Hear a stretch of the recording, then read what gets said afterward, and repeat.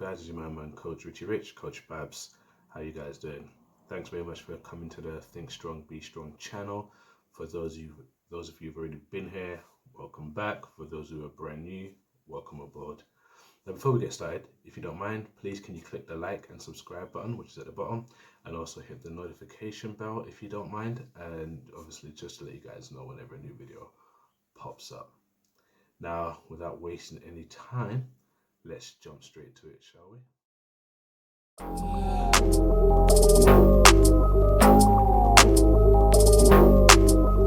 guys, welcome back. Let's just jump straight into this. So, you want to be good at this project that you started, or you want to be good in this job opportunity, or you want to be successful in life, or you just want to be the best. Do you know what I mean? Like you're on a journey, you've set yourself a goal, and you want to smash it. Now, how do you do this? Well, to take some pressure off you, let me tell you this to start off with is you don't have to be great to get started. So let's just take the pressure off you there and then. You don't have to be great to get started on this journey where you want to be the best of the best. Okay? We find ourselves sometimes, if not all the time, wrapped up in this idea that you need to be at an extreme, let's call your starting point has to be advantageous.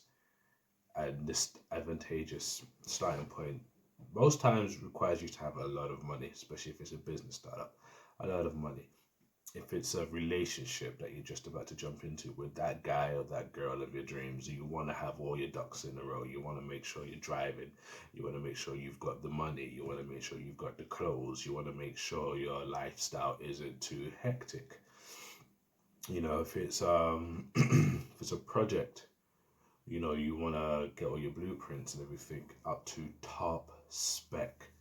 You know, you wanna make sure you've got the money, you know, the budget set, you know, and you bust your behind or you bust your ass. I'll keep it real. You bust your ass for so long trying to get all these things lined up, or you know, the common phrase is trying to get all your ducks in a row. Ironically, ducks don't even fly in a row anyway, so there you go. But you want to get everything set up first before you get started. Now, don't get me wrong, these are good qualities to, you know, aspire to have. The reason why I say aspire to have is because for some people, they may not be able to get every single detail of what I've just mentioned lined up at all. Talk less lined up by a specific time frame. And on top of that, as you know, time waits for no one. So while you're taking a few months or a few weeks or a few years to get everything in order, the opportunity that you're probably doing it for may not be waiting for you. So you've probably missed that boat. So now you got to wait for another boat. And when the other boat comes, it requires probably something else that you don't quite have yet. It might take you some time to get. So we with ourselves, we will take ourselves and start trying to add. And you know, you want to be great before you start. You want people to be like, yo, this guy, this girl, they've got their shit together, right? But sometimes having all that stuff in place doesn't always mean you've got your shit together. It just means you've got the tools required to be prepared to do the task. Doesn't mean you have a clue what to do with it. Doesn't mean you've had time to experience it. Doesn't mean you've had time to practice it. You've been too busy acquiring it. What time do you have to practice it? So, what do you need then? Well, some people do research. They go out and they research, so they have all the knowledge required to get stuff for this opportunity that they have. Again, wicked concept, great idea, very useful. But then think about it again with time and everything that is not on your side because you can't make time work for you. So you work with the time that you have and that you've been given. That's where they get this. That's where you probably get the term time frame from and deadline from and all that stuff. So you get given time to work with, right? Time doesn't wait for you. So again, with all that time you've taken acquiring all that knowledge, the opportunity, that girl, that guy, that job, that whatever is no longer available. Or somebody else has filled the slot before you. And then you're gutted. And then we have to start again. So then, how do you do it? How do you do it? What's required? What do you need to be really good at, to be able to succeed at whatever you lay your heart, your mind upon? What do you need? It's funny because, while we're out there looking for everything else and acquiring everything else, we actually have the most valuable tool to hand. We have the most valuable asset to hand. We have the valuable fountain of knowledge, shall we call it that, to hand. We have the most valuable resource to hand. We have the most expensive commodity to hand. We have the most priceless thing to hand, and it's in front of your face every single day. And we use aspects of it, but sometimes we downplay all of it. Like sometimes we do not see true potential in what we have. Sometimes we second guess it. I mean, I know I've been a victim of second guessing it for the longest time. For the longest time. It is actually only recently that I've started to invest more in it and just found that it's actually easier to do than everything else that I've been busting my ass to do for years. And the best thing about it is, the more you believe in it and the more you allow it to just flow, then the more you start to appreciate this tool that you have, this gift, the more you start to appreciate the benefits, the capabilities of it, the more you appreciate the small disadvantages that you may come across, but the easier you can find to work on those small disadvantages that come across with it, the more you feel stress-free. Believe it or not, I mean, in the beginning stages, when you're using this particular tool, it feels a bit difficult. It can come across a bit of a challenge. But as you give into it more and allow it to give into you more, you find yourself, it's almost like you've second nature. And the funny thing is, it should already be second nature. It's second nature most of our early stages in life, and then later on, as we get older, we start to push it to the back and feel like we have to make it better. Not make it better to enhance, but make it better because we think it's not good enough. So we do you know what I mean? So we're basically misusing this tool. We're misusing this tool, and this tool is reliable. It evolves. It's malleable to a degree. It's unique, definitely unique and one of a kind. It's free flowing. It's full of nothing but potential and energy. And on top of that, it's exclusive. It's exclusive and unique to you. So what is it? Well, so I don't keep it too much suspense. It's you. It's literally just you. The best way you can succeed at everything that you're trying to do is being very good at being you. Being very good at being yourself. Be very good at doing you. Accept who you are and how you are, and allow who you are and how you are to flow through. The law of attraction works with you. It doesn't work with things that you have. It doesn't care about objects you've possessed or knowledge that you've possessed. It cares about the energy you throw out to the universe and bring back into yourself just by being you, allowing you to flow. Energy flows where emotion grows. These are your emotions. These are your thoughts. These are your feelings about yourself. Now, the more you embrace who you are, the more you accept who you are, the more you love who you are, the more you learn about yourself, the more you will see what potentials you have, the more you'll see what capability you have. A few years ago, I would not be doing this. I wouldn't even believe I had the potential or the capability to talk publicly. Talk less of record myself talking publicly. Talk less of expecting anybody to want to hear what I have to say, especially people who've known me for such a long time and who don't know me to be like this, especially from exes who didn't have faith in me or thought I'd amount to nothing, to haters who wished I would amount to nothing, to people who thought I always had a lot of potential if I just applied myself. So what was the limitation? Why now? Because before I didn't allow myself to be me. I didn't allow the real me or the true me or true representation of myself to flow through. I instead restricted myself or downplayed my genuine being inside and opted to find external things that weren't really my nature or who I am to maybe satisfy me and maybe make me look impressive enough to look awesome or great or smash any opportunity I have. And I spend a lot of time researching and gaining knowledge. And knowledge is always good. Knowledge is good as long as it complements who you are and doesn't contradict who you are. As long as it connects with your energy and allows it to flow with you and not flow against you, because then that's where the storm appears and you're dealing with an internal storm. So once I allow myself to be myself and flow through myself, then I can now be great at what I do. I can now step up to the challenge and smash it the way I can smash it, the way I know how to smash it, the way I make it happen, and then I start to be great at what I do. You don't have to be great to start.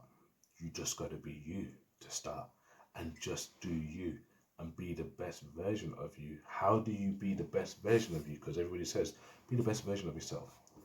Talk to yourself, understand yourself, really understand yourself. What do you like? What don't you like? What do you prefer to do? What don't you prefer to do? What will you take? What will you prefer to take? Don't think of what people expect you to be doing, or what people think you should be doing, or what you think people think you should be tolerating. Don't allow outside influence to it. Don't allow outside, input or other people's opinions determine the reality of who you are, because they're just opinions. And someone's opinion of you doesn't determine who you are as an individual. Only you know who you are as an individual. So sit down and ask yourself, who am I as an individual? What do I like? What don't I like? Why do I like this? Why don't I like this? What will I take? What won't I take? Why not? Have a conversation with yourself. Explore things about yourself. Then explore what you want to do, what you really want to do. Like, what makes your heart sing, jump? What makes your mind come alive? What fills you with motivation and desire to get up and be like, I am doing this no matter what? I'm at a stage now where I'm recording my videos days in advance because I love doing this. It's not a thing for now. And even, do you know what? Even if it's a thing for just this moment or for the next 3 months or for the next year, 6 years or the next 5 days, I love doing it. So if I love doing it and I love doing it in the way that I like doing it, not competing with anybody else's style. You have Eric Thomas, you have Les Brown, you have Tony Robbins, you have Mel Robbins, you have Inky Johnson, you have Lisa Nichols, you have everybody, Brené Brown, you have everybody who does this the way they know how to do this. I don't try to imitate how they do this. I do this the way I like doing it, and I doing it my way, my style, with me. There's an essence of me that flows through this recording, that flows out onto the internet, that flows out into the world, that comes through on your mobile phone or your tablet or your smart TV or your podcast or wherever it comes from. There's a style of me that flows through that way. So I do it my way. I put my imprint, my style, my fingerprint in it this way. And then by doing that, I do it the best way possible. I smash it. I feel great at the end of it. I feel satisfied. And that's my style. And that's doing it by being me. I'm being me while doing what I'm doing. So it's gonna be the best because it's my style. And any tips or hints that I get from close friends or family who are there to support me, I take what works for me, and what doesn't work for me, I don't take. Not out of a form of disrespect, but because I know who I am. I don't know what's going to work for me, and I know what style is going to suit my nature and my being. So the best way for you to be the best at what you want to do is, first of all, be the best you.